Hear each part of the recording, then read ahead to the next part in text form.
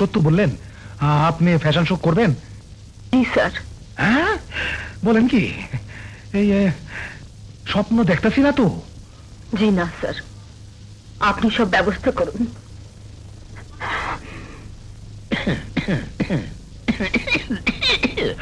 Model শিল্পী চাহিদা মতো পাইয়া গেছি পার্টনার। এখন এইসব মাইয়া ছবি দিয়া কাম নাই আমার। আজ রাইতেই তুমি ফ্যাশন শোর আয়োজন করো।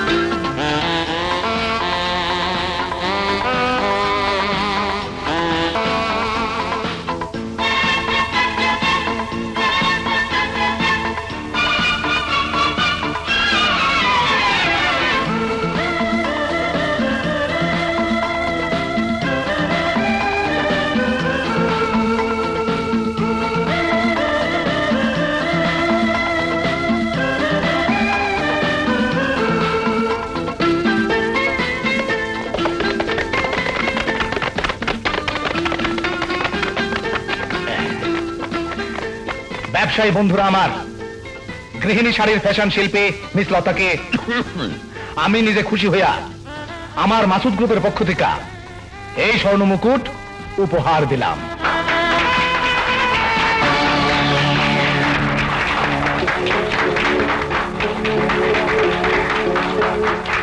এবার চলেন আমাদের ডিনার পার্টিতে। Dinner party? হ্যাঁ হ্যাঁ, কোনো চিন্তা করবেন না, চলেন। হ্যাঁ,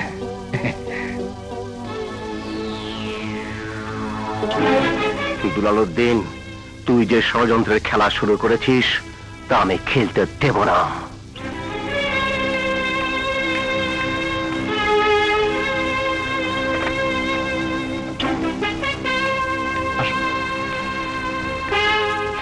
মিস্টার দুলাল তালুকদার, 205 নম্বর স্যার।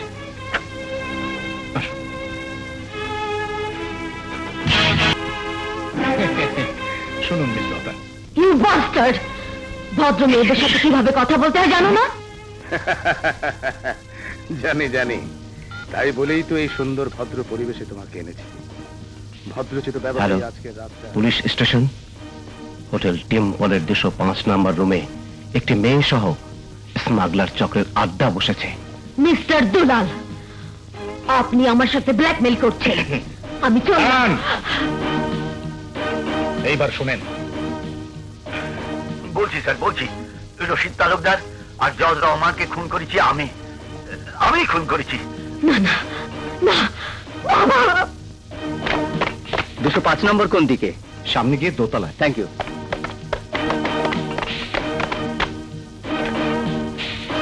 স্যার, হোটেলে পুলিশ রেড করেছে। হ্যাঁ, পুলিশ?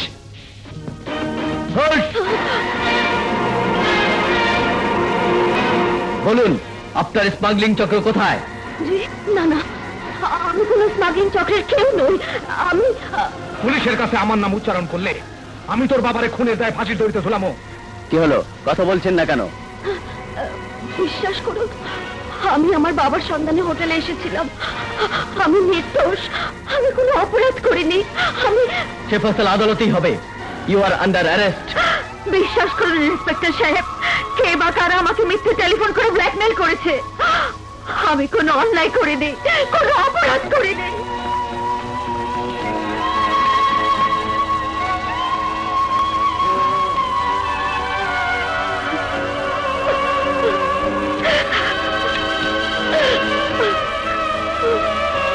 ব্যারিস্টার সাহেব, আমার মেয়ের বিয়ে শাদীর কথাবার্তা চলছে। বিশ্বাস করুন, কারা যেন ওর সাথে ব্ল্যাকমেইল করেছে। আদালতে যদি মামলাটা ওঠে তাহলে আমার মান সম্মান, এমনকি আমার মেয়ের জীবনটাও নষ্ট হয়ে যেতে পারে। ওই থানা হাজত থেকে লতাকে মুক্ত করুন, ওকে বাঁচান। অস্থির হবেন না হক সাহেব, আপনার মেয়ের বিরুদ্ধে পুলিশি তদন্তে কোনো অপরাধ রিপোর্ট না থাকলে আমি অবশ্যই তার জামিনের ব্যবস্থা করব। আপনি বাড়ি ফিরে যান। ও আচ্ছা আচ্ছা আচ্ছা। আচ্ছা, আসসালামু আলাইকুম। ওয়ালাইকুম আসসালাম। স্যার, এসো মামুন, এসো। আমি তোমার কথাই ভাবছিলাম। Any problem sir? না মানে বলছিলাম কি, আমার ক্লায়েন্টের সাথে জরুরি একটা অ্যাপয়েন্টমেন্ট আছে, তাই তোমাকে একটু কোতোয়ালি থানায় যেতে হবে। থানায় যেতে হবে? হ্যাঁ, গত রাতে হোটেল ডিম্পল থেকে লতা নামের একটি মেয়েকে পুলিশ অ্যারেস্ট করে থানা হাজতে আটক করেছে। তুমি থানায় গিয়ে আসামি লতার সাথে আলাপ করে আমার হয়ে তার জামিনের সমস্ত ব্যবস্থা তুমি করবে। Okay, thank you sir. Sir, DIG সাহেব তোমাকে ইমার্জেন্সি কল করেছেন। Okay sir. Yes my boy. আমাদের পুলিশ ডিপার্টমেন্ট থেকে কিছু সৎ নিষ্ঠাবান পুলিশ অফিসারকে দুর্গত মানুষের সেবায় আমরা দেশের বাইরে পাঠাবার সিদ্ধান্ত নিয়েছি।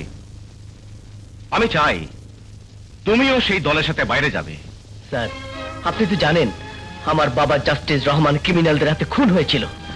সেই থেকে আমি ব্রত নিয়েছিলাম এই আইনের পোশাক পরে দেশকে সন্ত্রাস মুক্ত করার পাশাপাশি আমার বাবার খুনিকেও খুঁজে বের করব।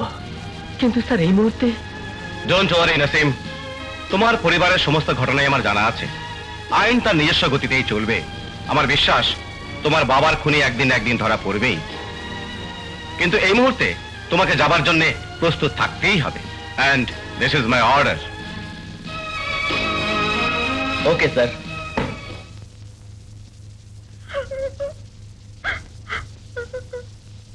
শুনুন, ব্যারিস্টার রফিক আমাকে পাঠিয়েছে। প্লিজ লুক এট মি, সংকোচ করবেন না। আমি ব্যারিস্টার রফিকের জুনিয়র, ব্যারিস্টার মামুন।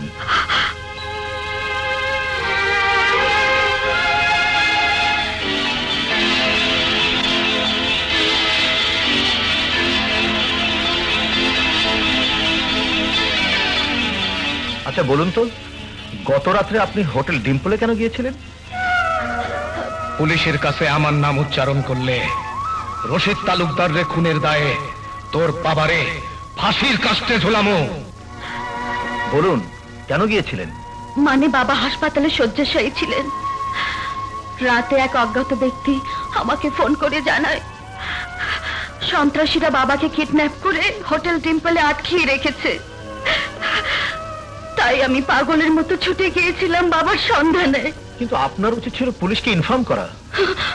বিশ্বাস করুন ব্যারিস্টার মামুন, সেই মুহূর্তে পুলিশের কথা আমি ভাবতেও পারিনি। তাই অজ্ঞাত ব্যক্তির ধোঁকার শিকার হয়ে আমি হোটেলে পুলিশের হাতে ধরা পড়ে গেলাম। Believe me barrister Mamun, I am not at all real guilty. I am victim of circumstances. বিশ্বাস করুন, আমি কোনো অন্যায় করিনি, কোনো অপরাধ করিনি। আমি আপনি কাঁদবেন না মিস লতা, আপনি কাঁদবেন না। আমাকে এই পরিস্থিতি থেকে মুক্ত করুন।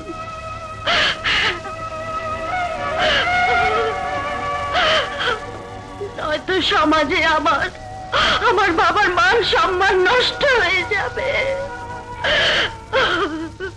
আসামি লতা আছেন, অজ্ঞাত ব্যক্তির টেলিফোনে তার বাবার কিডন্যাপের কথা শুনে হোটেল ডিম্পলে গিয়েছিলেন। তেমনি থানা পুলিশও অজ্ঞাত ব্যক্তির টেলিফোনে স্মাগলিং চক্রের ইনফরমেশন পেয়ে ওই হোটেল ডিম্পলের 205 নম্বর রুমের সামনেই তাকে গ্রেফতার করেছে। ইন্সপেক্টর সাহেব, যেহেতু প্রাথমিক তদন্তে আসামির কোনো ক্রাইম ক্লু উদ্ঘাটন করা যায়নি, সেহেতু ধরে নিন ব্যাপারটা পুলিশ এবং আসামি লতার বিরুদ্ধে তৃতীয় কোনো পক্ষের ব্ল্যাকমেল ছাড়ার কিছু নয়। আপনার কথাটা অবশ্যই যুক্তিসঙ্গত। তাহলে ভেবে দেখুন, আদালতে ওনার বিরুদ্ধে মামলা দাঁড় করাবার মতো কোনো এজাহারই হতে পারে না। তাই একটি শিক্ষিতা মেয়ের মান সম্মান আর ভবিষ্যতের কথা ভেবে। Just a minute mister Mamun, সেন্ট্রে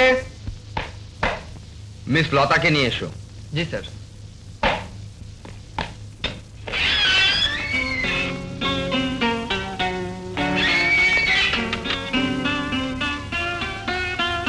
আসুন আসুন মিস লতা।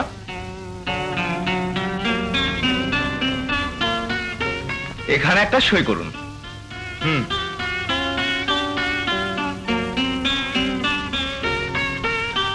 ব্যারিস্টার মামুন, আপনিও একটা সই করুন।